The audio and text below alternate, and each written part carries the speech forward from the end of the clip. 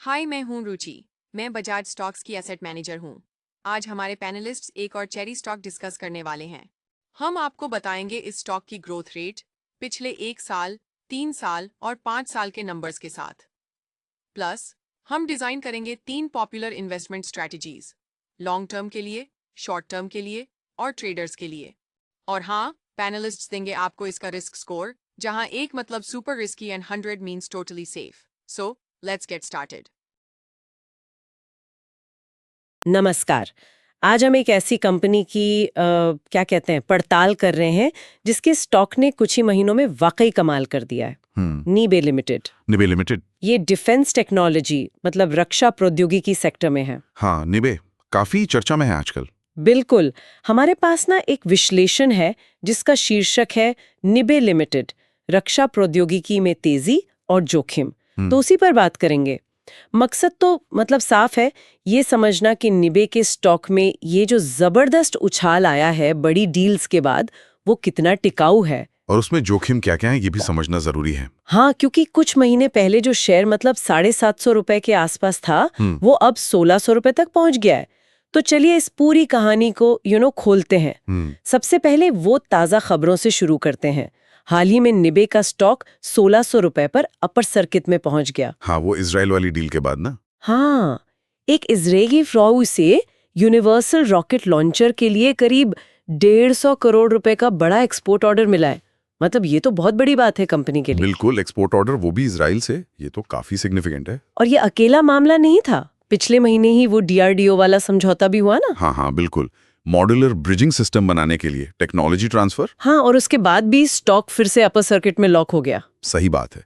Upper circuit का मतलब यह है कि खरीदार इतने ज्यादा थे कि थोड़ी देर ट्रेडिंग रोकनी पड़ी। मतलब बाजार में जोश तो बहुत था। लेकिन आप कह रहे थे कि आंकड़ों को भी देखना चाहिए, सिर्फ खबरों पर नहीं जाना चाहिए। हाँ बिल्कुल।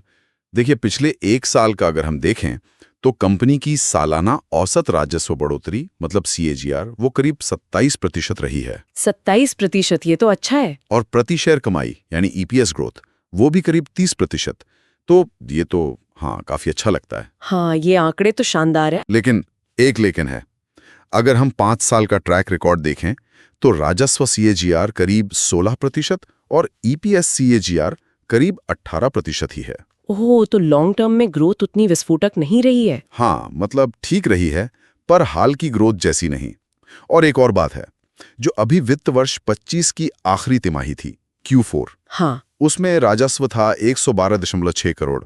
ये पिछली तिमाही से 26% कम था। अच्छा, 26% कम। हाँ, और मुनाफा भी 8.7 करोड़ रहा, जो कि 10% कम था। तो ये हालिया तिमाही नतीजों में गिरावट, क्या ये कोई खतरे की घंटी है? क्योंकि जोखिम तो है ही है ना, आपने कहा स्मॉल कैप स्टॉक है। बिल्कुल है। स्मॉल कैप मतलब छोटी कंपनी, तो वैसे ही उतार चढ़ाव ज्यादा होता है। और वो PE अनुपात, वो तो बहुत ही ज्यादा बताया गया है, 77 से 90 के बीच। हाँ हाँ, P रेशियो मतलब प्राइस टू अर्निंग्स रेशियो करीब 90 मान लीजिए। ये बहुत ऊंचा है। बहुत ज्यादा, मतलब सेक्टर के हिसाब से। हाँ बिल्कुल। ये सीधे तौर पर दिखाता है कि बाजार ने हाल के ऑर्डर्स और DRDO डील की वजह से भविष्य की ग्रोथ को बहुत ज्यादा मतलब फैक्टर इन कर लिया है। उम्मीदें बहुत ज्यादा हैं। तो अगर उम्मीदें पूरी नहीं हुई तो फिर स्टॉक बुरी तरह गिर सकता है। यही सबसे बड़ा जोखिम है।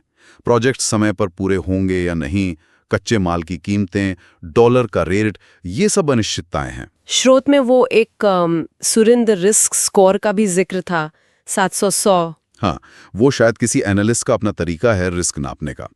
700 मतलब हाई रिस्क, सीधी बात है। इसमें तेज बढ़ोतरी की संभावना तो है, पर ये उन्हीं के लिए है जो काफी ज्यादा वॉलेटिलिटी मतलब उतार चढ़ाव झेल सकें। तो ये खरीद कर भूल जाने वाला स्टॉक नहीं है। बिल्कुल नहीं, इस पर लगातार नजर रखनी होगी। तो फिर इतने जोखिमों के साथ निवेश की रणनीति क्या हो सकती है? क्या कहा गया है विश्लेषण में? देखिए, सलाह तो दी गई है कि लंबी अवधि के लिए होल्ड करें, लॉन्ग टर्म। अच्छा, क्यों? तर्क ये है कि कंपनी की जो डिफेंस एक्सपोर्ट रणनीति है वो मजबूत लग रही है। DRDO का साथ है, ग्लोबल ऑर्डर भी आ रहे हैं। विश्लेषण में 1 साल का लक्ष्य भी दिया है, 1800 से 2200 रुपए का। लेकिन जाहिर है ये सब उम्मीदों पर है। अगर चीजें सही नहीं हुई तो समझ गई। और इसका मतलब बड़ा संदर्भ क्या है? सिर्फ निबे के निवेशकों के लिए ये अहम है ये सब, या इसका कोई व्यापक महत्व भी है? नहीं, इसका महत्व बड़ा है। निबे की सफलता या विफलता एक तरह से समझिए भारत का जो प्राइवेट डिफेंस मैन्युफैक्चरिंग सेक्टर उभर रहा है ना, हाँ, उसके लिए एक लिटमस टेस्ट जैसा है। लिटमस टेस्ट कैसे? देखिए, जब से ये इजराइल एक्सपोर्ट और डीआरडीओ लाइसेंस वाली ठोस खबरें आई हैं, म्यूचुअल फंड और बड़े संस्थागत निवेशक वो भी इसमें दिलचस्पी दिखा रहे हैं। अच्छा, मतलब बड़े प्लेयर भी आ रहे हैं। हाँ, ये दिखाता है कि ये सिर्फ हवाई बातें नहीं है, असली सौदे हैं। तो ये एक हाई रिस्क हाई रिवॉर्ड वाला मामला बन गया है जो असल कॉन्ट्रैक्ट्स पर आधारित है। लेकिन चेतावनी भी है। चेतावनी भी उतनी ही साफ है।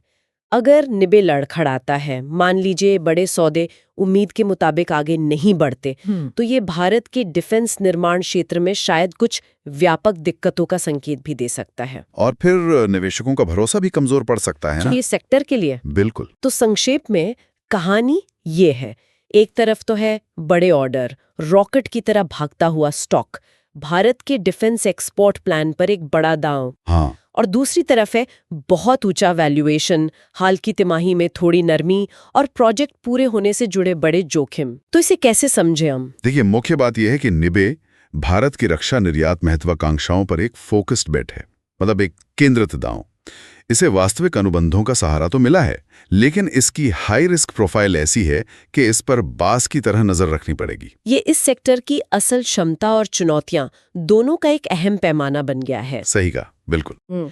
तो आखिर में एक सवाल सोचने के लिए छोड़ जाते हैं, ये देखते हुए कि निबे कुछ बड़े खास कॉन्ट्रैक्ट्स पर कितना ज्यादा निर्भर दिख रहा है। तो किसी एक भी बड़े प्रोजेक्ट या सौदे के सफल होने या ना होने पर इस कंपनी का भविष्य कितना टिक गया है, और शायद पूरे भारतीय रक्षा क्षेत्र के प्रति निवेशकों का नजरिया भी। हाँ, ये बहुत अहम सवाल है। निर्भरता कितनी है और उसका असर क्या हो सकता है, इस पर सोचने की जरूरत